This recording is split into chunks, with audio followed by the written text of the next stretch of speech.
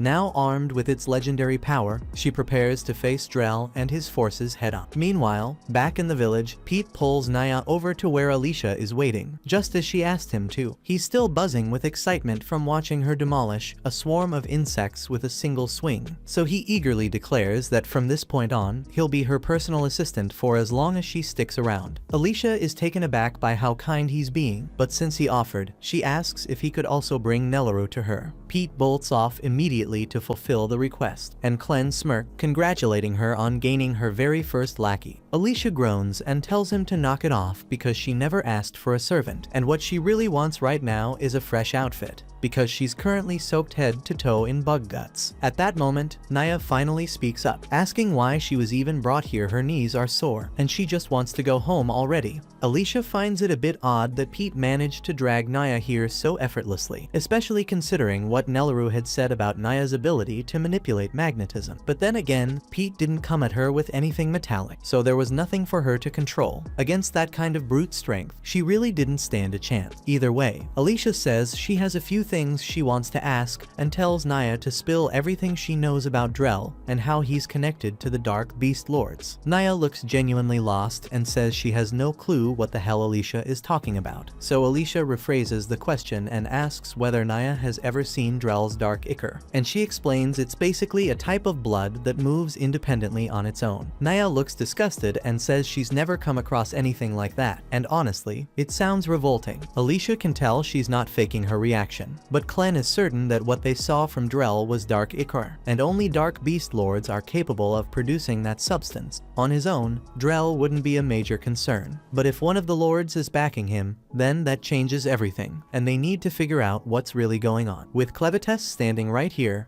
The only other lords who could be aiding Drell are Zavthir in the west, Rathwell in the east, and Vorden up north, and if one of them is bold enough to challenge Clevites by lending support to Drell, then they're going to suffer the consequences. Speaking of Drell, Alicia turns to Clen and asks if it was really okay for him to leave his main body behind and show up in this smaller form. Clen replies that what they're seeing isn't his true form. In fact, it's better if Drell's allies assume Clevites is still trapped because it'll give him a strategic edge when the time comes to strike. Meanwhile, Naya has been trying to cut in for a while and finally raises her voice again, asking if they're done yet because she'd really like to leave. While she might not have any magnetic power to use without metal, she does still have her gauntlet. They're useless while they're in direct contact with her skin, but her arms are slim enough that with a bit of effort, she manages to wriggle one hand free. She flings the gauntlets upward, then loops her handbag around them to trigger her flight ability. And before Clen or Alicia can even react, she's already floating off into the sky, leaving the two of them just standing there, watching in disbelief. While soaring through the skies, Naya spots Nelleru and Luna riding in a wagon headed toward Alicia and Clen. She quickly notices that the wheels are reinforced with metal, giving her an opportunity she can't pass up. She figures Drell will definitely chew her out if she shows up empty-handed, so she swoops down and lands on top of the cart, announcing that she'll be taking the two of them back to Hydrat with her. Using her gauntlets, she knocks the twin brothers unconscious and effortlessly lifts the entire vehicle into the air, snatching both Nelleru and Luna mid-transit. But just as she thinks she's successfully pulled it off, she suddenly notices something strange. Clen is casually seated right beside her. He glances over and tells her to speed things up. They're on a tight schedule and can't waste a second. That's when Alicia leans in, pressing her blade against Naya's neck, calmly explaining that this whole cart setup was a trap from the start. The plan all along was to corner Naya and force her to fly them to Hydrat, so this turn of events works out perfectly for them. Alicia also points out that her weapon is forged from pure Hyden steel, which Naya can't manipulate with her magnetism. Realizing she's cornered, Naya wisely gives in and agrees to transport them without resistance. Back on the ground, the two brothers wake up and are relieved to see that Alicia and Clen managed to board the cart safely. They wave them off enthusiastically, shouting that Alicia is always welcome to return anytime. The townsfolk follow suit, calling out their farewells as the cart glides overhead. Alicia feels proud knowing she left a good impression. It gives her the sense that maybe, just maybe, she's starting to feel like a real hero. Clen ribs her again, making fun of the overly satisfied look on her face. Alicia fires back, saying she's earned at least a little pride after helping save the town, but Clen reminds her she only pulled it off because of his assistance. Nelleru, still trying to piece everything together, says that regardless of how it happened, Alicia's actions were undeniably heroic. She also confesses that she was stunned to learn Luna was actually the Prince of Hyden. She awkwardly asks if it's really okay for someone like her to be holding royalty in her arms, since commoners usually aren't even allowed to touch someone of noble blood. But Clen brushes it off, calling that rule ridiculous. He explains that Nelleru has played a vital role in keeping Luna alive, and on top of that, her strength now surpasses that of most regular humans by a wide margin. So if anyone ever tries to belittle her again, she should feel free to flatten them. Alicia immediately jumps in to clarify that Nelleru absolutely should not be going around flattening people, but Clen shrugs and says that's always been his go-to method for dealing with haters, so as far as he's concerned,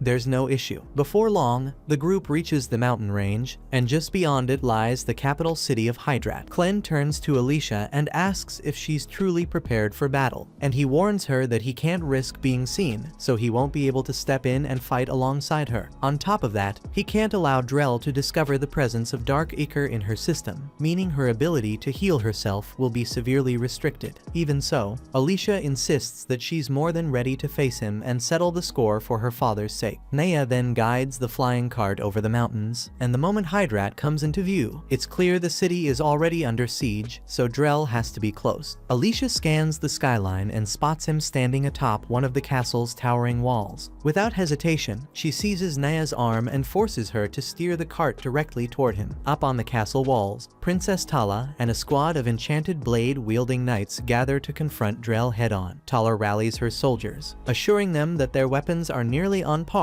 with the power of Drell's regalia. If anyone stands a chance, it's them. But but judging by the look of things, you can already guess these guys are about to become battlefield decorations in no time. They charge in and attempt to flank Drell, launching their coordinated assault. But Drell doesn't flinch instead. He simply mutters that they're annoying. At that moment, the knights realize their doom. But bound by duty and loyalty to Haydn, they press forward into certain death, hoping to buy enough time for the archers to get a clean shot. The archers take aim with perfect positioning, but they still manage to botch the attack, because in the blink of an eye, Drell morphs his body into the shape of a blade and vanishes from view. Tala and the knights froze in disbelief, questioning their sanity. Did he just transform into a sword mid-fight? And if so, what the hell does that even mean? But with no time to figure it out, the shield bearers moved in to form a protective barrier, but they're instantly blown back by a massive force. And within moments, Drell is already clutching Tala by the throat. He praises her effort in defending Haydn, but coldly tells her that she'll never wear the crown. Tala knows he's right because she doesn't possess royal blood, and only someone born of the king's bloodline is eligible to inherit the throne. And if every direct heir were to perish, then the right would pass to the closest relative by default. But Drell declares that he intends to end that tradition once and for all. Tala knows there's no guarantee she'll make it out alive, but she's certain that a single blow with the sacred hammer should be enough to destroy Drell's regalia. So all she needs is a brief distraction. Right then, Alicia comes crashing down from the airborne carriage, and Tala has no idea what the hell is going on. Still, she recognizes it as the perfect opening, so she doesn't waste the moment. She lunges forward and swings the hammer straight at Drell's blade. Meanwhile, watching from a distance, Clem and Nelleru observe the chaos unfolding. Nelleru hesitates, asking if Alicia can really take on Drell by herself, but Clem shrugs and says it doesn't really matter whether Alicia wins or loses because her whole job was just to keep Drell occupied. Drell, along with whoever's backing him, is after the Forge of Haydn. That's the real target, and since only someone with royal blood can remove the seal, he brought Luna with him. Clem already knows exactly where the forge is, so he leads Nelleru to one of the fortress walls and explains that the forge lies just beyond it. He could smash through easily himself, but he's trying to avoid drawing attention, so he tells Nelleru to handle the job instead. She pauses, glancing at the massive stone wall, and asks if he's serious because it looks pretty solid. Clem reminds her that when he healed her, he infused her tiny frame with the raw might of a troll, so her strength now surpasses even the fiercest among them. Nelleru takes his word for it and gives the wall a light shove. To her astonishment, the entire slab of stone rockets forward, far more forcefully than she expected, flying clear over the wall and crashing directly on top of the guards stationed to protect the forge's entrance. She doesn't know why, but she suddenly feels like her kill-death ratio just ticked upward. But Clem tells her she's just imagining things and urges her to move faster because they're short on time. Down near the forge's sealed doorway, Fabio and a handful of soldiers manage to survive Nelleru's accidental strike. But before they can process what just happened, Clem uses his powers to pull them into the shadows. Once at the forge seal, he gently places Luna's hand against it, triggering the mechanism needed to unlock the ancient entrance.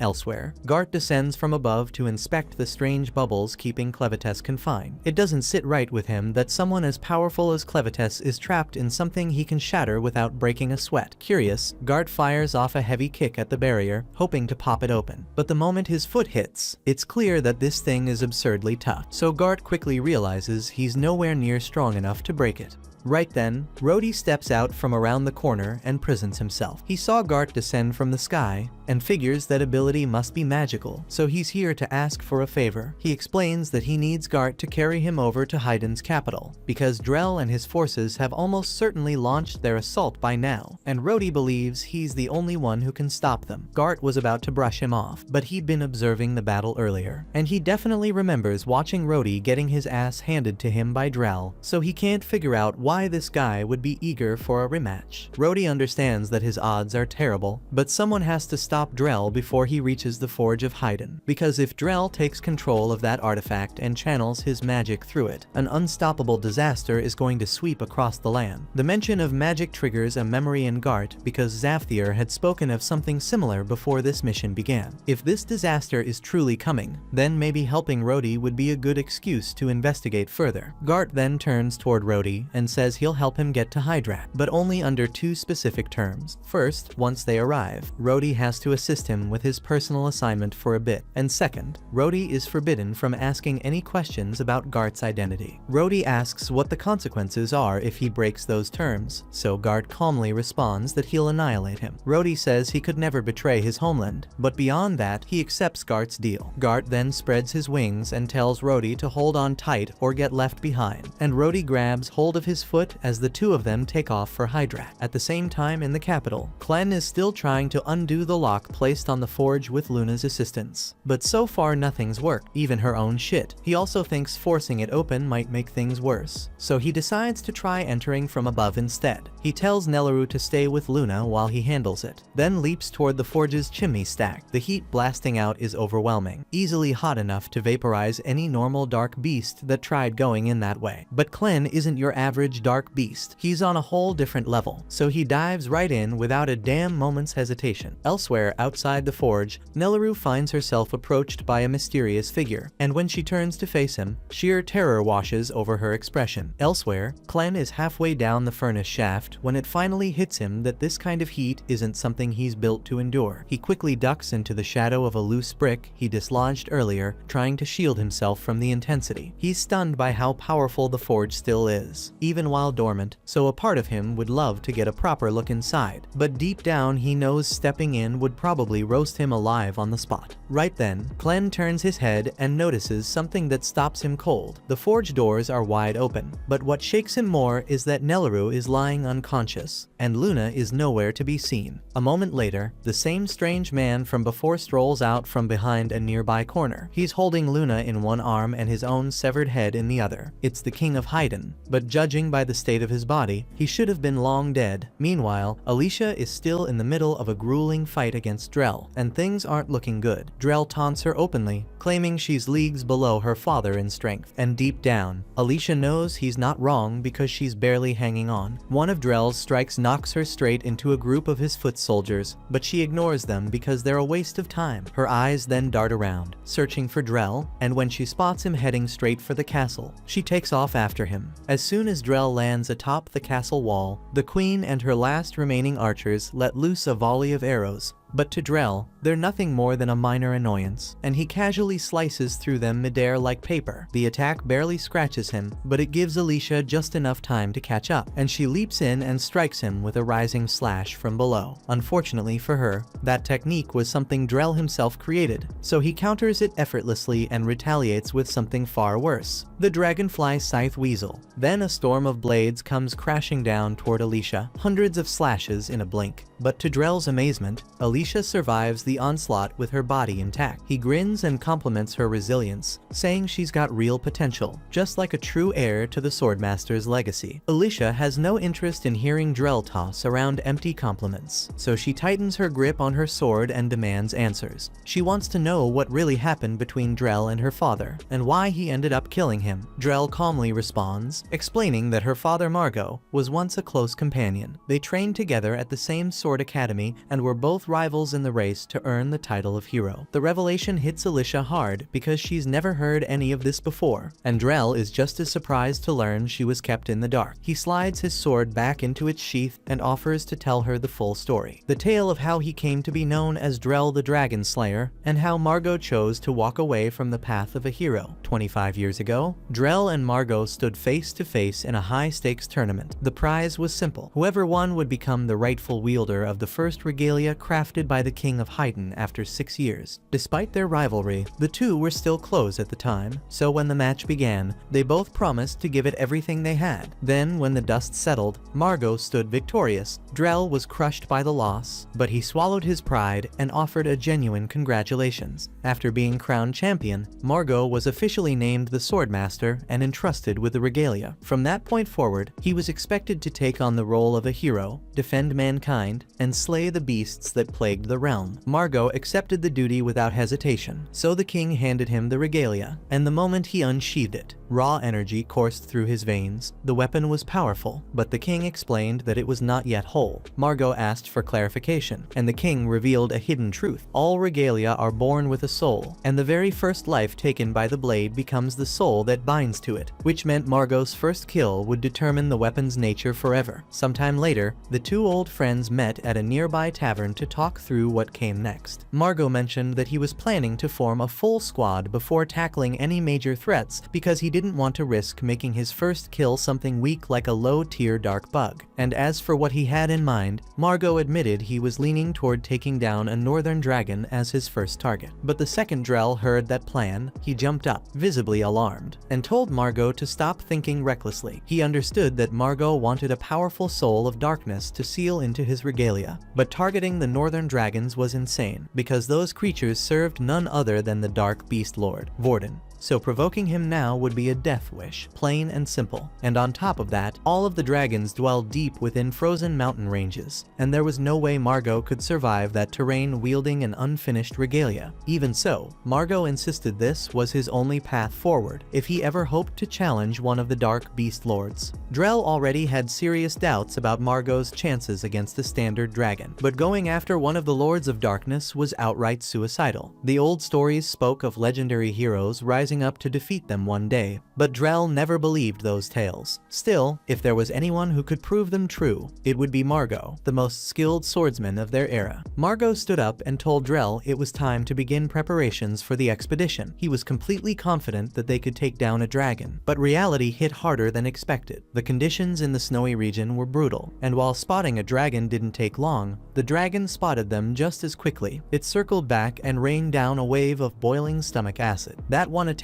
wiped out their entire expedition team, leaving only Drell and Margot standing. Drell urged Margot to fall back, warning that their odds in a 2-on-1 weren't looking good, but escaping wasn't really an option because the dragon would definitely hunt them down if they turned their backs. Their only shot was to strike first, kill the beast, and hope they survive. Easier said than done, especially with the dragon flying high and staying out of reach. They needed a plan and fast, so Margot quickly formed one and told Drell to hit him with the rising dragon technique. It was a risky move, but it was their best shot at closing the gap. Drell didn't hesitate, and he sprinted toward Margot and launched him with a full-power rising dragon slash. The plan worked perfectly, and Margot soared through the air, reaching just above the dragon's position, and once he had the angle, he brought his blade down and tore the creature's wings to shreds. The dragon came crashing down moments later, and that was Margot's big moment to glory. But Drell stood at a distance, unable to do anything but marvel in silence as he watched Margot unleash everything he had. But even grounded, the freaking dragon remained a savage force, but Margot was fiercer. With every swing, his strikes became sharper, faster, more refined, to the degree that Drell started to believe that he might actually pull it off. But just when victory seemed within reach, disaster hit. Margot was winding up for the finishing strike, and everything was lining up for a clean, decisive end, but at the worst possible moment, his foot caught the edge of a damn rock just for a split second. But that damn tiny stumble was all the dragon needed, because the bastard whipped around and tore Margot's foot off in one brutal swipe, shattering not just his stance, but his last shot at becoming the hero he'd always dreamed of being. Right then, Margot understood this was the end of the line. So in his final moment, he tossed the regalia across the battlefield toward Drell and shouted for him to end it, seconds before the dragon crushed him under his damned foot. Drell barely had time to process what just happened, but he already knew what had to be done. So he snatched the regalia and charged at the dragon without hesitation. And thanks to the damage Margot had already inflicted, Drell had no trouble severing the dragon's head with a clean blow, and for a second, he could barely believe what he'd just accomplished. He spun around, ready to tell Margot that they did it, that they actually took the monster down. But before he could speak, the regalia began glowing as it drew in the creature's soul. Drell could feel a tremendous force surging through the blade and into his body. The strength was so overwhelming that he had never felt such power before. But as soon as the process finished, that feeling of triumph disappeared completely, because a horrifying presence made itself known behind him. All the noise had attracted the attention of none other than the Dark Beast Lord Vorden, and to Drell's horror, Vorden spoke and just asked if he carried it. But the next thing Drell remembered was waking up alone, lying in a pool of his own blood. But somehow, despite everything, his body was still intact. After that shit, Drell was able to bring Margot and one remaining survivor back to the city, and from that point on, Margot stepped down from his role as a hero and spent the rest of his days in quiet retirement, until the day Drell ended his life. But even after rising to fame as the Dragon Slayer and earning the status of a hero himself, Drell's belief in the hero myth never solidified. He remains convinced that the legends are nothing but fabrication, and that the royal family is hiding the most critical truths behind them. The queen has no idea what the hell Drell is going on about, but she knows there's nothing she could say now that would change his mind. Alicia then asks him if he believes that the true secret hidden from the records is magic itself, and Drell affirms it. He says that's what the voices in his head have been whispering to him ever since he faced Vorden, and now he knows exactly what has to be done. Drell then casts a necromancy spell, summoning a massive undead dragon made entirely of bones, and with that damn beast, he smacks Alicia off the wall and takes off into the sky, riding its spine straight toward the forge. At the same time, on the ground below, we see that Alicia survives the impact, but her arm and leg are badly damaged, so she uses Dark Ichor to repair them,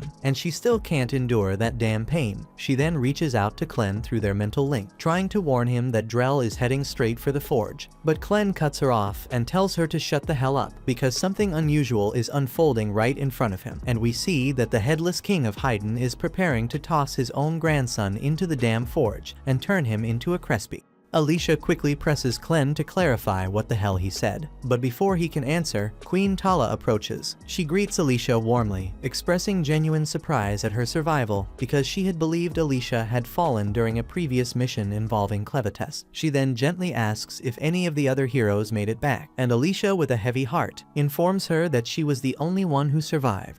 Tala is grieved by the news, yet she's still relieved that Alicia stands before her. With Hydrat so weakened, their forces can only try to delay Drell's advance. But not a single soldier has the strength to stand against Drell or the terrifying sorcery he wields. Their last hope lies with Alicia and her regalia, so Tala appeals to her to fight Drell for the kingdom's sake. Alicia swears to give everything she has to stop him, but says there's something even more urgent she must reveal. She tells Tala that her son is alive, and that he's right here in Haydn. Tala freezes in disbelief, since until now there had been no sign or clue about her child's fate, but Alicia insists that Luna must be her son, pointing out the unmistakable signs of royal blood. Tala is overwhelmed with happiness to hear her son still lives, and she begs Alicia to take her to him. Alicia, however, cautions her that the danger is far too great, and she cannot predict what threats lie ahead. She swears she will bring Luna back so Tala can reunite with him, but that answer doesn't satisfy her. Tala may rule as queen, but above all, she is Luna's mom, and if her child's life is in jeopardy, she refuses to wait passively. So Alicia understands her feelings completely and agrees to take her along. Meanwhile, within the forge, the headless body of the king prepares to offer a sacrifice. Clem watches silently at first, curious about the outcome, but when he realizes Luna is about to be cast into the flames, he seizes the king's arm to stop him. He demands to know if this is how a freaking grandfather should treat his grandson, but the king confesses he knows how twisted this is. He admits he doesn't want to go through with it, but his body is no longer his own, and the will of the forge directs his every move, and throwing Luna inside is part of the ritual that will shape him into the next king. For countless generations, every heir to the throne has been hurled into the forge and reduced to ash, only for the flames to restore them moments later in a new body, reborn in a form incapable of resisting the will of the forge. Under normal circumstances, once the naming ceremony is complete, the chosen heir's name is engraved into the forge, and from that moment, the forge compels the child to leap inside. But due to Clevites' sudden invasion, Luna's name was never carved into the forge, so it couldn't compel him directly. Instead, it took the next available option, temporarily reviving the dead body of the king in order to make him throw Luna into the flames. Clem then asks if this means the king himself had once been sacrificed to the forge and turned into its servant, and the king confirms it. In fact, the same fate was said to have awaited Luna's father, but he he was so horrified at the thought of being bound to the forge's will that he chose a different end, hurling himself from the castle walls. The king calls his son's act a foolish one, because taking his own life simply meant another heir was selected in his place. And so the cycle continued, as the king drops Luna into the forge, reducing him to ash in a flash. At the same time, above the battlefield, Drell soars on his dragon. The voices echoing in his mind must be incredibly persuasive, because he now believes the only path to saving the world is to annihilate it by awakening whatever resides inside the forge. Meanwhile, on the ground, Alicia urges Tala to climb onto her back so they can reach the forge faster. As they race forward, Tala admits that since she was never the true monarch, many secrets were deliberately hidden from her. When her husband was chosen to inherit the throne, he ended his own life instead. But before doing so, he confided one last thing to her, that all the true heroes had vanished, and that the heroes of this era could never hope to overcome the Dark Beast Lords. Back then, Tala didn't grasp the meaning of his words, but now she suspects he may have been right. Haiden's history spans over a millennium, yet there's not a single documented case of a Dark Beast Lord being defeated. There isn't even solid evidence that victory over them would allow them to reclaim the wider world. So Tala begins to question who created this legend to begin with. She had once tried asking her husband directly, but he seemed unable to speak of it, giving her nothing but a sorrowful smile. Tala is convinced that Haiden's kings have been concealing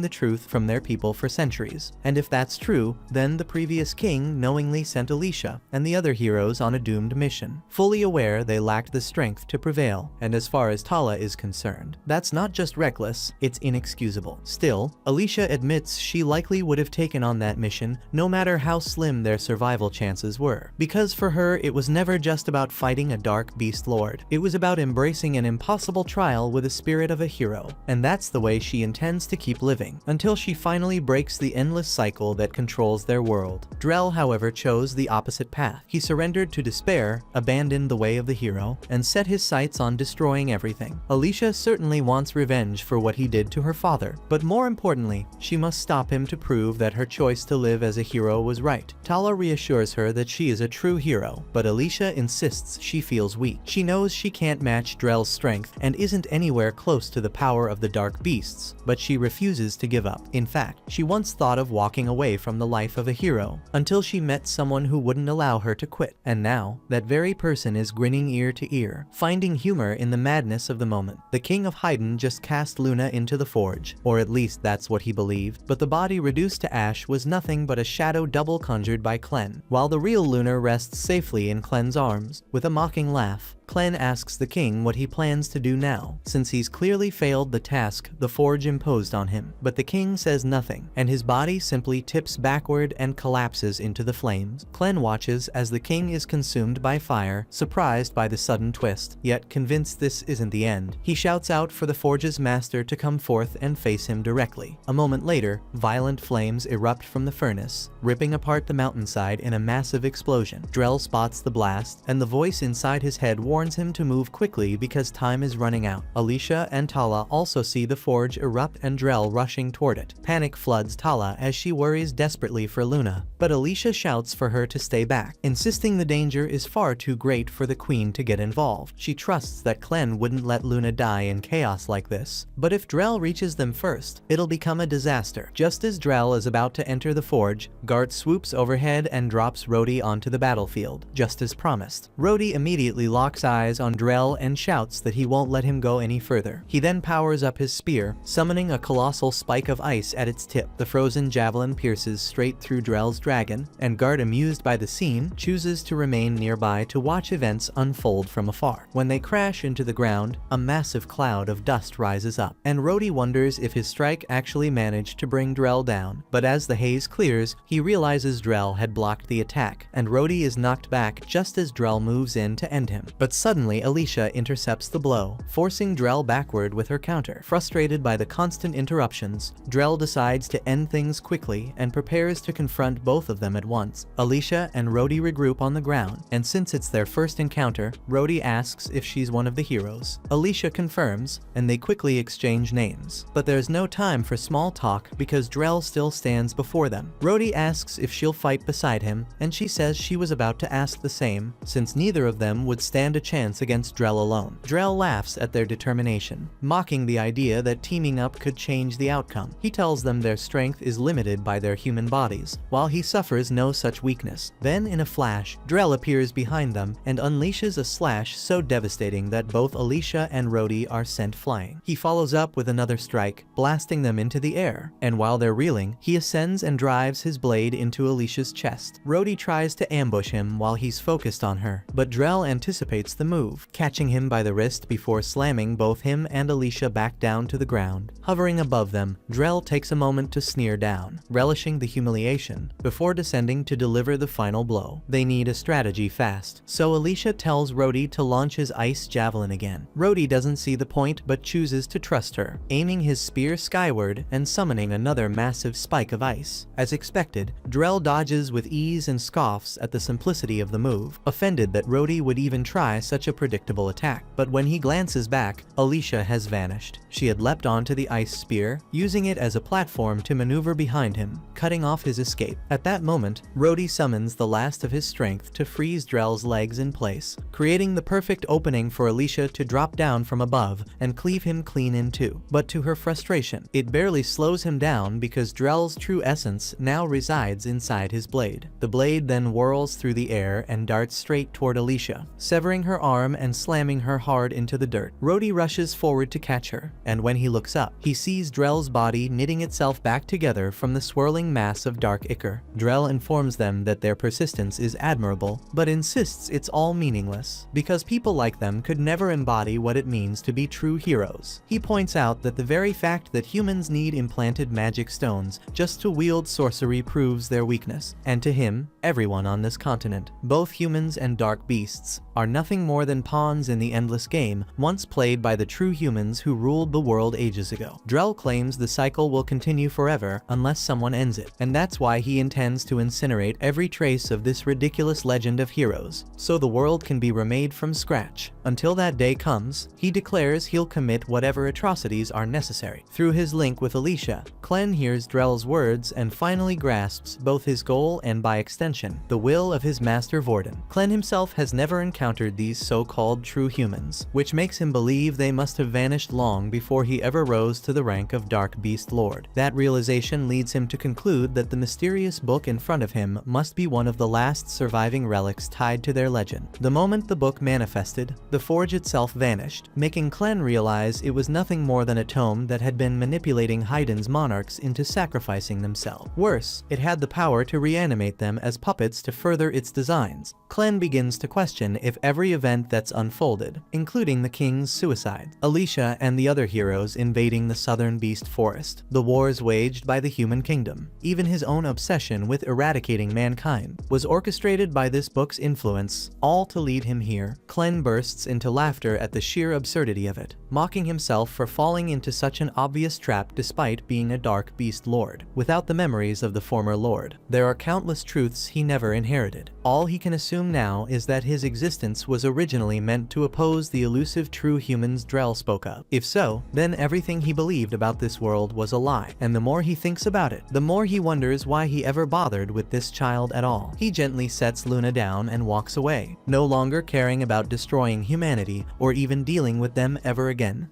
Clem then let the Book of Toe fall to the floor and turned to leave the room. But before he could take a step, Alicia's voice cut through his thoughts via their mental link, calling his entire rant utter nonsense. Clem is surprised to hear her again, especially after assuming she wouldn't still be alive after clashing with Drell for so long. Her condition wasn't great by any stretch, but that wasn't what she wanted to focus on. She demands to know if Clem truly believes it's acceptable to walk away after everything he's done. But he responds that now that he understands what Drell and Vorden are really chasing, he sees no point in interfering. If their goal is to erase everything tied to the heroes, that's their problem. And if humanity ends up collapsing as a result, that's not his problem either. He advises Alicia that if she wants to keep living, she should let go of her so-called hero title and stop fighting fate. But survival was never her top priority. She asks if he can can really say that everything is meaningless after seeing the look in Luna's eyes. She doesn't give a damn about so-called pure humans, original heroes, or whatever prophecy people keep quoting, because none of it holds meaning. Those so-called true humans from the legends, who knows what they were? And if they couldn't survive in this world, then what gives them the right to act superior? Clan realizes she has a valid point, so he turns back toward Luna and sees the child sobbing uncontrollably, struggling to get on his feet. After stumbling once or twice, Luna finally manages to stand, and watching that hits Clan hard. He suddenly remembers that mankind can still grow and move forward, even after all their failures, so maybe there's still a path to something better. At the same time outside, Drell warns Alicia to think carefully about her next move. She should know she doesn't stand a chance without a regalia, but Alicia charges forward anyway. Drell declares this will be her last mistake and swings to finish her, but at the very last moment, Melru hurls a massive block that knocks him away, giving Alicia just enough time to reach her regalia. Drell breaks through the obstruction and rockets toward her again, but Alicia slides underneath his path, and as she closes in on her weapon, she uses her dark ichor to reel in her severed arm. Drell hesitates when he sees that she also has dark ichor running through her damn body, and that brief pause gives Alicia the perfect shot to land a rising dragon slash straight into him.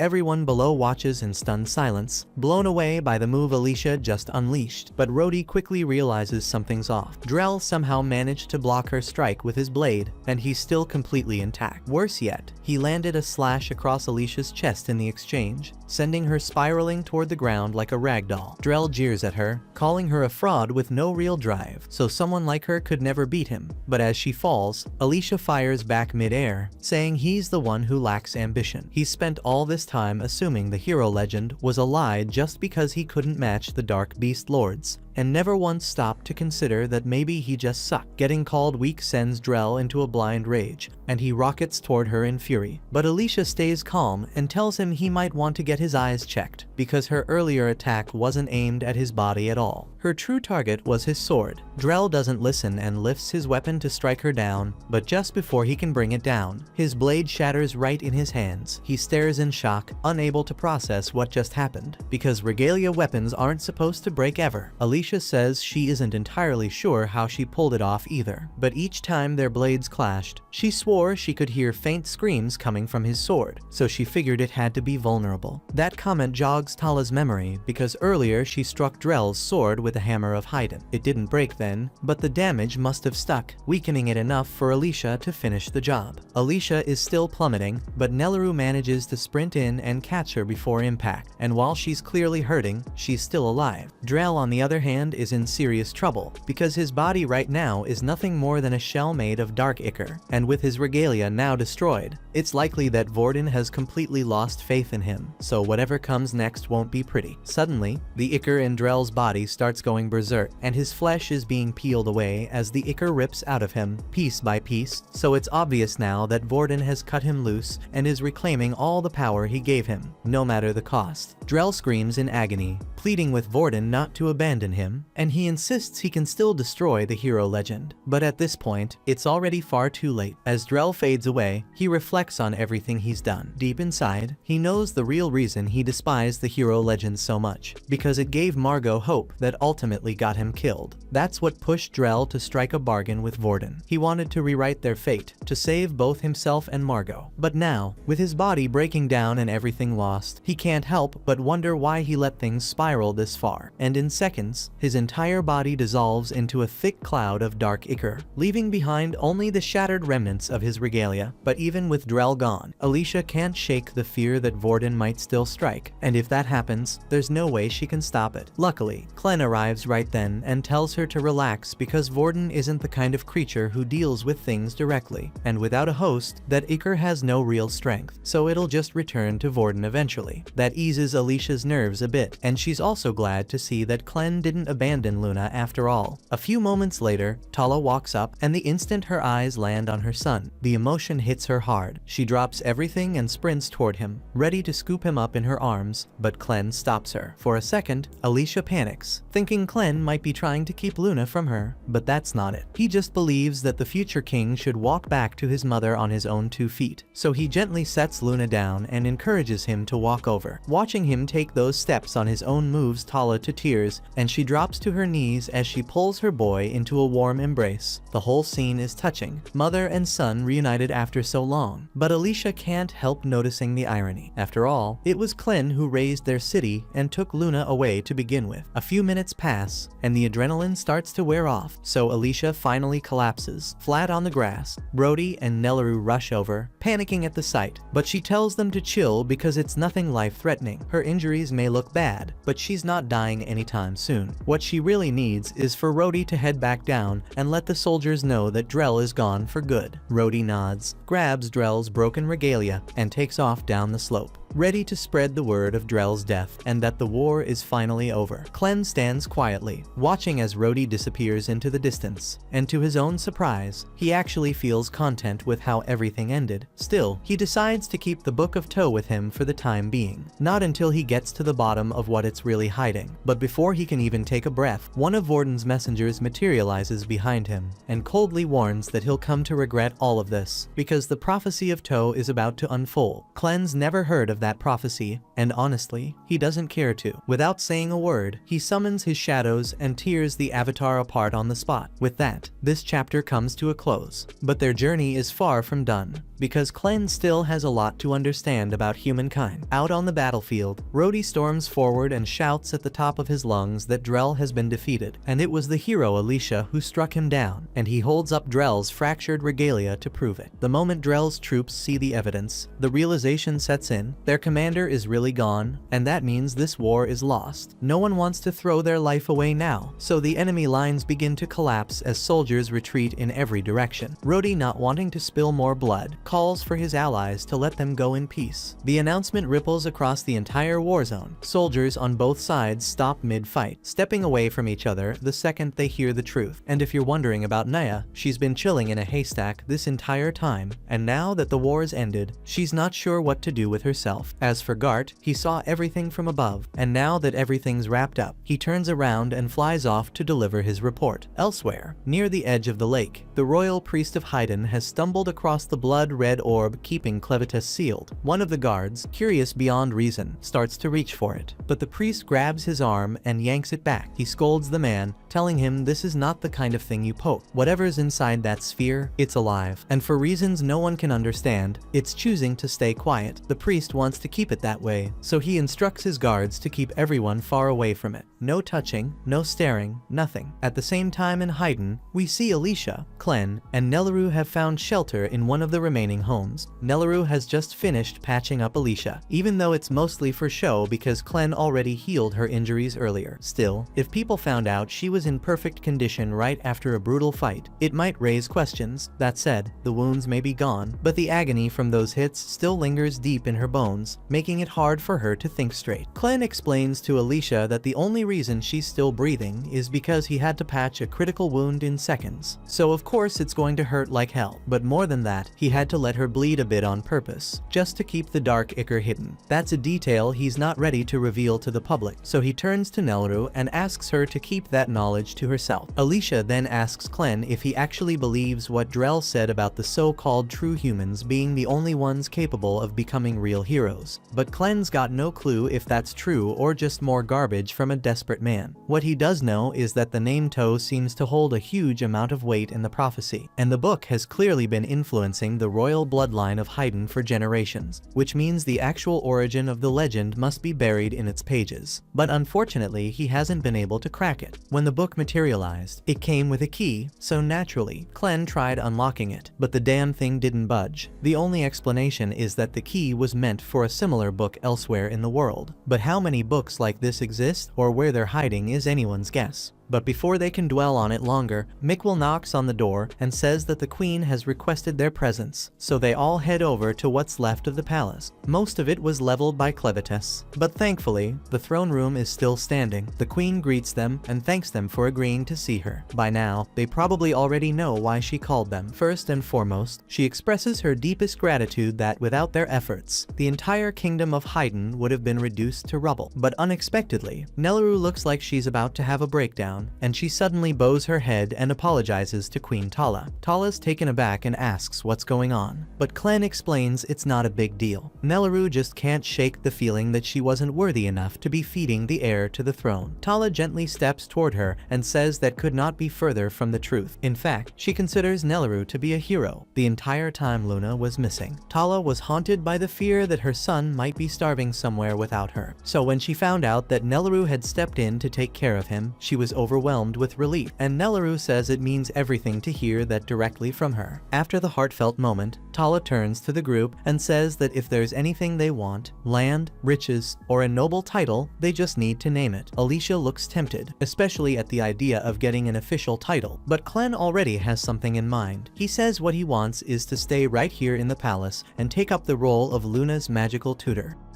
That concludes this episode. Thank you for watching. If you want to see the next part, be sure to subscribe to the channel and turn on the notification bell.